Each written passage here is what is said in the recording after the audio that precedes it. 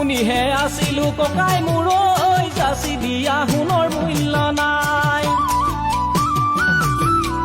আজিহে বুজিলো ককাই মোৰ উপকাৰী কুমাৰী খাই শুনিহে আছিলো ককাই মোৰ